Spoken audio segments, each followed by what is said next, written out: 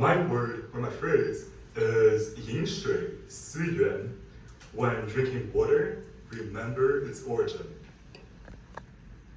I was born in Shanghai, China's industrial heart. Rapid industrialization shrouded the sky in a sickly yellow blanket. I couldn't breathe in such an environment, and as such, I was sent to the ER almost weekly. One day, the doctors told my mom there were no more space along my arms for them to inject their needles. And so the only position left, or the only space left, was through my scalp. My mother asked if there's anything to do. The doctor said plainly, looking around at all his patients, looking at all these children, they're all having difficulties breathing. However, there is a solution.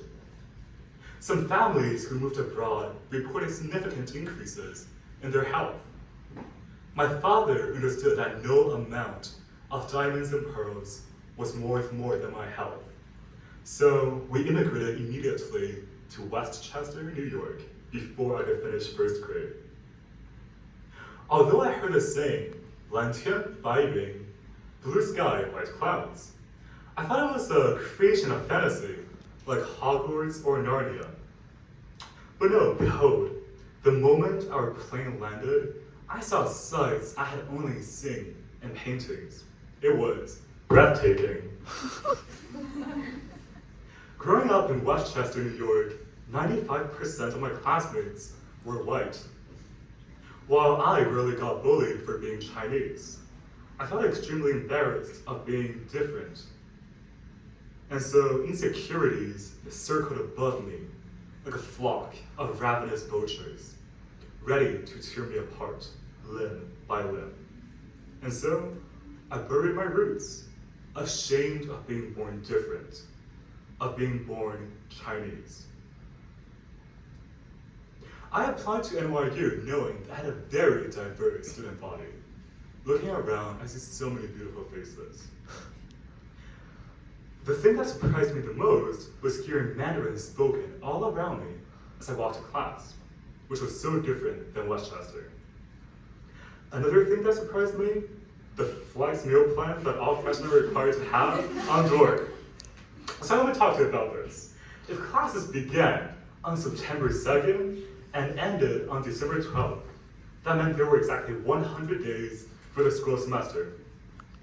225 divided by 100 left 2.25 meals a day.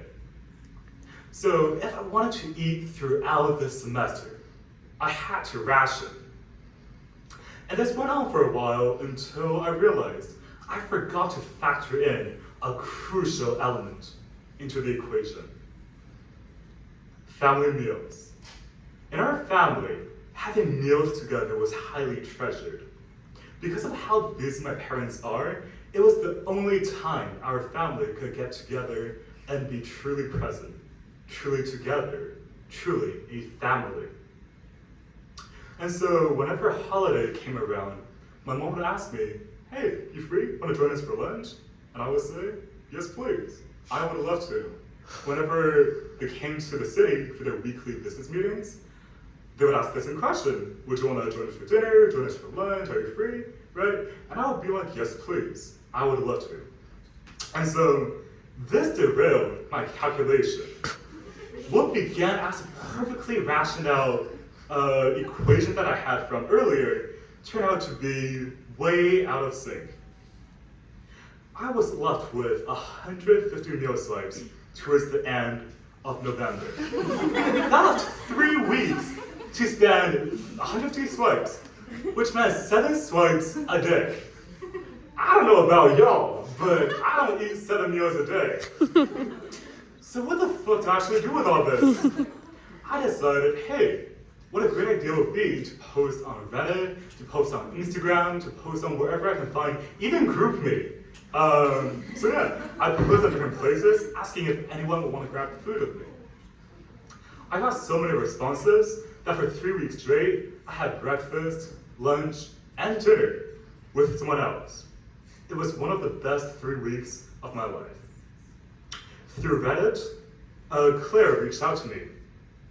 They asked if they could bring their friend Lily. And I was like, yes, please. The more, the merrier. We connected over so many things, like video games, transferring from Gallatin to CAS, and most importantly, our Chinese roots. I admitted to them that I hadn't gone to a singular Chinese cultural event. You know what they did? Bring me to almost all of them. I was very busy for a couple of weeks, but that was fun. Yeah. On GroupMe, I posted in a club called NYU Barbell. A guy DM'd me. Funnily enough, his name was also Victor. This is true. And over a meal at Jamstein, I learned that both of us studied economics and lifted weights as NYU Barbell. One event, I was with Lily and Claire at a Chinese Made Society event. You know who else was there? Victor. This is not a picture of Victor, this is Preston. I don't have any photos of Victor, so ignore that. Yeah, so I saw Victor was also there. I decided to connect everyone. When I did, I felt like every single event and every single hobby I had in my life flowed together like the water cycle. From mere droplets, a stream has grown. The NYU meal plan brought me so much more than just meals. It brought to me the opportunity to find the source of my water, my roots. I had to confront the identity that I abandoned in China. Out of shame and out of embarrassment and out of an improper environment to speak the language, I had chosen not to speak Mandarin. So much so that I forgot most of the limited Mandarin that I once spoke. My father would often joke, "Are you sure Chinese is your first language? You sound much better at English to me." Now I have my answer. Yes, Mandarin is the first language I learned, and it will always be my mother tongue. Like water's countless forms, I'm ever growing and ever changing. But at the end of the day, water will always be water, and I will always be Chinese. 谢谢, thank you.